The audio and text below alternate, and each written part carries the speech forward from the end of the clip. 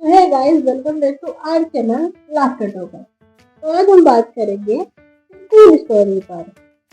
जब आप कलम पकड़ने लायक बन जाते हैं तो आपके घर वालों को लगता है कि आप स्कूल भेजने लायक बन गए हैं, लेकिन ये आपकी गलत फहमी होगी कि वे आपको स्कूल पढ़ने के लिए भेजते हैं। गलती तो ये है कि जब आपके बड़े भाई बहन स्कूल जाने लगते हैं तो आपको उनके साथ भेजा जाता है उन पर निगाह रखने के लिए। नहीं, ऐसा बिल्कुल भी नहीं है। हमें उनके साथ भेजा जाता है ताकि हम अपने एडमिशन के टाइम में उन्हें परेशान ना करें। हमारे यहाँ तो यह रस्म सी ही बन गई थी कि बड़े भाई बहन के साथ छोटे भाई बहन मुफ्त। और ऐसा भी नहीं था कि जब हम उनके साथ जाते थे तो बड़े भाई बहनों को बहुत खुशी होती थी। वे तो खुद ही छोटे थे।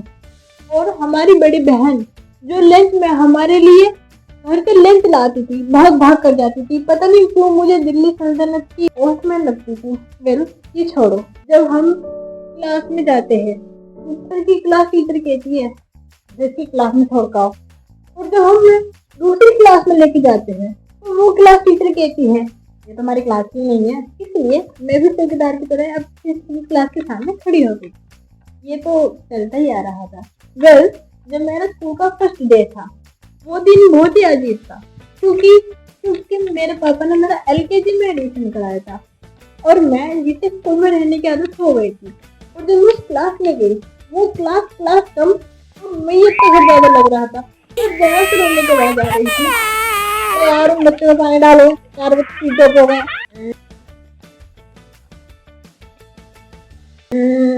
मुझे मम्मी के घर जाना,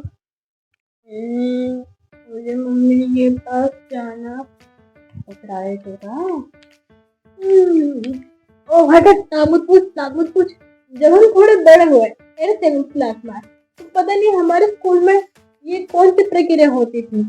ये हर रोज लास्ट के पीरियड में हमें ग्राउंड में खड़ा करके टेबल पूछते थे। पहाड़े पूछते थे। और वो पता नहीं आज तक मुझे याद ही नहीं हो पाया सही से।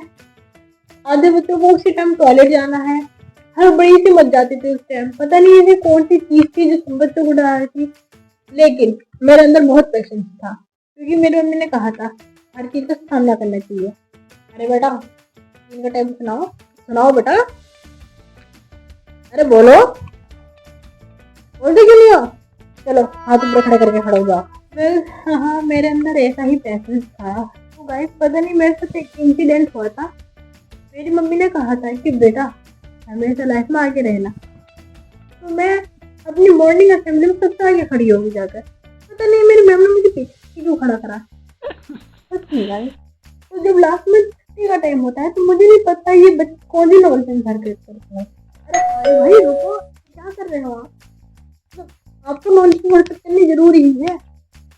सोच के बेलगन बजा रहे हैं? घर से मालिक निकल के आपके लिए पानी लाएगा? मुझे तो ये समझ में नहीं आता। मेरी मम्मी लेसेस बांधती थी, मुझे लेसेस का थोड़ा कैजुअल था।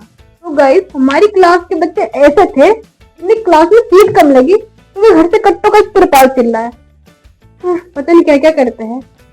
तो आज का टॉपिक यहीं खत्म होता है और आगे और भी इंटरेस्टिंग वीडियो आएगी।